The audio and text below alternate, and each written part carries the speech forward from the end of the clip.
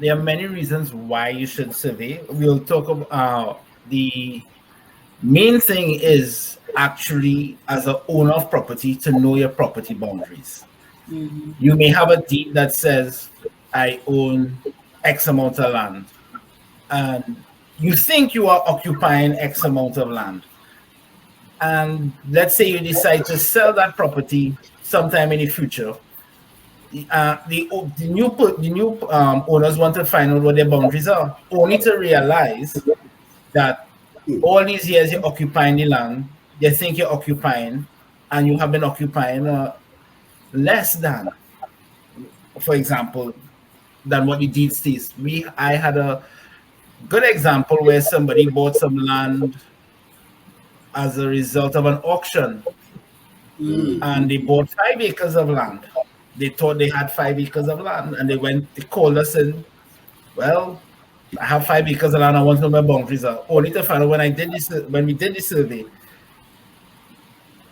the person who took out the original mortgage only had 3 acres of land, but the deed stated 5. The mortgage deed that was done stated 5. But in actual action, he only had 3 acres of land. What? Wait. So the mortgage took the schedule from where? Not the conveyance? Well, that is it. That is what we were discussing in our last meeting, the cut and paste. All you're doing is transferring the second schedule going forward. And no one is stating, no one has thought, hey, wait, no, it's now 50 years. And the last time this land was surveyed was 1945 or 47. And no one knows the real boundaries. But here we are going ahead, transferring. Just cutting and pasting without checking. Wait. This is important. Wait a minute, because I hope they are young. That's you. No, I don't mind. I want to clearly understand. No, because we have the assumption that the land don't change, right? Are you trying to stop? Wait. That is a big assumption. That is a huge assumption. Let's look at our case now. Go ahead. Is that as the years go by, the chances of the original delineation can change because of physical reasons? No. Okay. Let's take our clients. One of our clients that we had down south. They had an encroachment because the river changed course. Right. So now, where the river took, 400 square feet, 500 square feet, you can't. The land changed. So now the schedule says something else, and the one person that got that particular acre with that particular is now 3/4 acre. Yeah. And the schedule going so on the road. I get that, Mr. Paul, when there's a river. Mr. Lawrence, I really want to back to this point. When there are no rivers, I am perturbed by this. You're trying to tell me that flat land can change over the years. All right. You have to understand, the only thing land can't do is grow naturally. Okay? But if you own land and you're not maintaining your boundaries, then there's a possibility, that people can encroach on it and occupy it. Therefore, let's, for example, you have 5 acres. I will give you a sad story. The client eventually died. He got a judgment from the court for 5 acres of land in Tobago. By the time we came around to do the service to confirm his boundary, he had 3/4 acres. Wow! Yes, 3/4 of an acre, because other people occupied lands, and they brought in their surveyors, and they did the surveys, and they got their titles fixed and all that.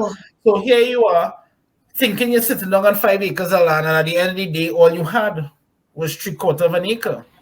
No, that is extreme. That one is an extreme. No, let's bring it home. Let's bring it home. We have a client recently, right? We had a client recently, Tobago again, where they moved the wall. They moved, the neighbor said, okay, I'm building my wall now. It was a chain link fence, I'm building a wall.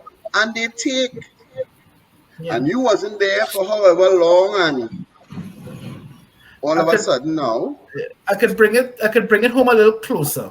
There's an old method that was used back in the day between two neighbors. I will give up a foot, you give up a foot, so that we can maintain this, let's say, this corridor between the fences, so we can walk between our fences and clean our fence and stuff like that. So you would have this, as let's say you had 5,000 square feet, but you really only fence roughly 4,900 and something. You and your neighbor agreed, so both of them build all the fence. Time has passed. You have died. Your neighbor has died. You died. And your neighbor's child decide, well, here what? I'm gonna change and I'm gonna fix the fence because the fence dilapidated. And they come and they jam the wall, your fence wall, forgetting the fact that there was an agreement between the two parties that the fathers, mothers, the two fathers, that here what? We're gonna leave this corridor. That is a sad that happens throughout Trinidad and Tobago all the time. And therefore, your deed says 5,000 square feet. But years have now passed and the walls changed and you are occupying less. Now with RPO, what saves you from time to time is the type of title you have. RPO title is very fixed, as you know. So if that is the case, then there may be a legal remedy. If it's old law and it's well over 16 years, then you end up with less land. So what we do is that you buy a property, make sure the boundaries are what you are, matches your deed. Yeah. We always recommend that every 5 years or so you do a redefinition. Every time you do a change to your property, you should do a survey to map what has been taken place with the change. For instance, you bought a piece of land, fine. You put a house on the land, you do a survey. Yeah. You extend your house, you do a survey. Yeah. Right? Anything that changes, you build your wall, you do a survey. Right? And ever so often you really find you keep updating. You have to. Your neighbor build a wall. Do a survey. I have a survey. Man, this land was surveyed 50 years ago. I don't need a survey again. I have one. And then this is when you start to run into problems when you come later down in years and you want to do something with your land and you don't have what your deed says. Now, Pierre, Lawrence gave us, he's in the field, he's surveying every day. From your perspective, how many times have you seen a survey issue cause a real estate problem? Yeah, so that's a big problem. For example, right now, that project up in 𝗥𝗲𝗄𝗿 that we were discussing, the 32 units. I don't know if you remember that project. Yeah. Right. So that project really is supposed to be a 5-acre project. But when you look at the land that is actually available without squatters is 3.4 acres. So that greatly affects your approval process, right? It will affect parking, it will affect.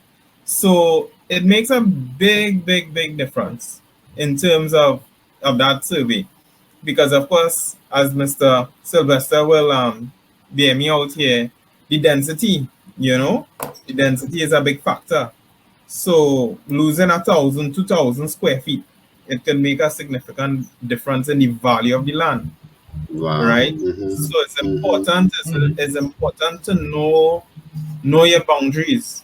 Right? Know your boundaries. Right one here by me, I was at issue with the neighbor, and my dad told the neighbor, well, you go ahead, get your surveyor to come in, and and then the boundary passed right by her step. Right by her step. So no issue after that. But it clears up those. I want to give another incident. I met with a client last week, and the barbed wire from the neighbor's fence is on their side. The circular barbed wire. So imagine a wall is 4 or 6 inches, and the barbed wire is 14 inches. And so the neighbor, so that they could pass on their side without touching the barbed wire, place the barbed wire on the side of the wall of the other neighbor, so that when the other neighbor is walking by there, their wall, it hurts them. Now, and that neighbor happened to put a garage right there, so they have to pass very close to that wall.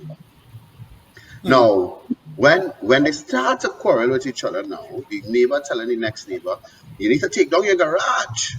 But Ms. Daniel, we'll talk about that case. There's a case coming on because I didn't hear what I said. Right.